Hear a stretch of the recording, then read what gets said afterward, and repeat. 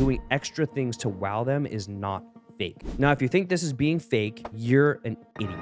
Put in the effort to wow people. The cliche is right. Welcome back, guys, to another episode of the Spinoso Podcast. And today I'm going to get right into it. We've all heard the saying, and I've said it before on this show, it's not what you know, it's who you know. The problem nowadays is that saying has become so cliche that it's almost become a joke. But the reason why it's cliche, it's because what it says is actually true. The reason a principle or anything becomes cliche is because that it's powerful and effective.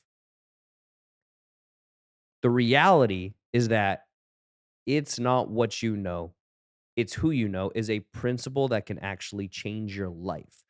It can and does open doors of opportunity. It can and does open doors to make you a ton of money. It can and does unlock happiness and, as a result, success. So, listen to this, especially if you are young and you're just starting out on your entrepreneurial journey. I want you to know that it's not what you know, it's who you know is a fact you have to embrace. The how of happiness and success is very much in the who you know. The how is in the who. Get that into your head. In order to drive that home, let me share a little bit from my own story. Back towards the ends of college, I decided that I wanted to go to medical school. And during that time, after I graduated from medical school, I didn't have a pot to piss in. In fact, I had so little money that I decided to live in the attic of my fraternity in below freezing temperatures during the winter at Dartmouth in the middle of Vermont so that I had a place to stay. And at night, I would bundle myself up in all the clothing that I had and sleep inside my sleeping bag and tie the top so tight that a little bit of air can come in, but it would recirculate and get warm by the time I breathed it in. And in the morning, I would wake up and go to the only job I could find, which was a 5 a.m. gym opening shift. Now, I didn't drink and I didn't party, and I was there after school to actually study. And I was studying for my MCAT at the time. So the gym owner knew that I would be there every single morning to open the gym. He could not count on college students to actually open the gym. How about that? So I'd get up every morning, 4:30. I would be fully dressed from the night before. I would wipe off my sleeping bag, hang it up so the freeze from it wouldn't get wet. And I would walk out of the attic, downstairs of my fraternity, out the front door, and down the street in freezing cold weather through the snow to open the gym at 5 a.m. And the only people there were the elderly people and people who lived around Hanover, which is a tiny town where Dartmouth was. And they would watch me every morning, open the gym for them, and then sit at the front desk and study for my MCAT. And for those that don't know, the MCAT is a test that you have to take in order to get into medical schools. It's like the SATs. Now, one of the days I was working there, I had started to befriend two elderly people that came in to work out every morning. And we got to talking back and forth about what my plans for medical school were. And they were the first ones who recommended that I apply to a foreign medical school. And I didn't know what a foreign medical school at this time was, but obviously, just like the words mention, it is a medical school outside the United States. And they said, hey, you should apply to this school named St. George's. And I had no idea what that was, but I said, you know what? I'll take a look at it. They said, well, it's great because you don't have to wait a year in order to get in, like most medical schools. And you can go right away. I said, okay, I'll check it out. So after talking with them, I went back, researched St. George's Medical School. I said, wow, this seems like a great place to get into. I applied, and a week later, the dean called me and said, congrats, you got in. Now, I'm sitting here racking my brain, figuring out how I got into medical school on one single application. And within 1 week of sending that application, got in. And not only within a week of sending that application got in, I had less than 30 days to pack up all my shit and move to Europe, which was where my medical school first year was going to be. Now, it turns out those kind elderly people I was talking to were best friends with the dean. As soon as they knew I applied, they called the dean and they said, "Let this kid in." They didn't know me from Adam other than being the nice kid who always showed up at 5 a.m. to open the gym for them. So, not what you know, it's who you know. At St. George's, you could do your first year in Edinburgh, which is a small town on the Scotland and English border in northern England. So I said, look, this is my chance to play soccer in Europe. So I went over there and I played my first semi-professional soccer games in Europe while going to medical school at the same time. Could I have gotten in over there without a connection? Maybe, but definitely not within a week and definitely not moving to Europe within a month.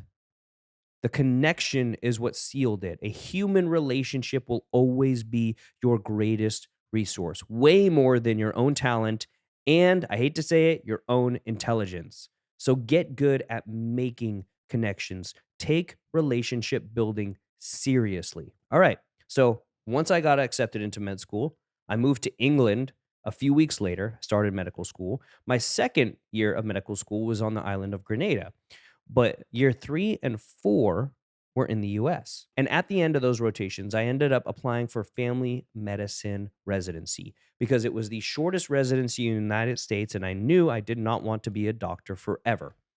I applied everywhere. I am really fucking good at bullshitting. Remember, it's not what you know, it's who you know. Every interview, I showed up in school colors. LSU, I was wearing my purple and gold. Notre Dame, I was wearing my blue and gold. Michigan, I was wearing my blue. Indiana University, I was wearing my red. I was suited and booted. Every interview I went to, I had a custom suit with a custom tie and a shirt that matched the colors of the school. I also researched every single person who was interviewing me. And even if I didn't know ahead of time who was going to interview me, as soon as I got a list of who was going to interview me, I asked to go to the bathroom and I immediately researched them while in the bathroom, pretending like I was taking a shit so I could find anything and everything possible about the people who were going to interview me. Every time I was finished with a day, I would go back to the clinical director and give handwritten letters of recommendation to wow them and say every single time, this is my number one choice. Was I full of shit? Absolutely. However, was I going to make sure that I got into some sort of residency somewhere? You bet your ass I was going to. And I ended up getting my first choice at a family medicine residency program at Eisenhower in Palm Springs, which had the highest salary in the United States, starting at $47,000 a year and ending at $54,000 a year after 3 years. I was making bank. My point is, when you're engaging people, you have to put some extra thought and effort into wowing them. Pull things out that they normally would not experience in talking with others. Be different, be unique. Just show something extra that you are different. Do something extra to show that you value them and their time, not just what you're doing is for your benefit. Now, if you think this is being fake, you're an idiot. Being fake is when you do something nice for someone, but secretly you hate them, or you wish ill on them, or you talk shit about them behind closed doors. There is no difference between being fake and being truly, truly transparent with what you want and going above and beyond in your relationships with other people. If you're a good person and you have goodwill towards people, doing extra things to wow them is not fake. It's just putting extra effort in to provide value. But you may be thinking, won't these people know you're going over the top and consider it brown nosing? Well, look at the studies. The reality is that even when people know that a compliment is superficial, like in a political setting, it still impacts them. They still feel good about it. People love compliments, they love to be schmoozed. Go back to the old phrase where people say, "Oh, my favorite person to hear speak is myself." Yeah, people love to talk about themselves. So even if they suspect that there is some sort of ulterior motive to what you're saying, look, all social psychology studies say that it doesn't fucking matter. They will still love it. The bottom line is that if you want to open opportunities for yourself, if you want to make money, if you want to position yourself for more happiness and more success, you have to realize the how is in the who. The cliche is right. It's not what you know, it's who you know. Don't make excuses saying that you're an introvert. So am I. Don't think you have to have boatloads of charisma. I don't. And you don't need to. You just have to be intentional about making connections. You have to be intentional and put in the effort to wow people. The how is in the who. Take a moment to think about who you want to connect with. Who do you need to connect with? Now, figure out how you're going to do it and go do it.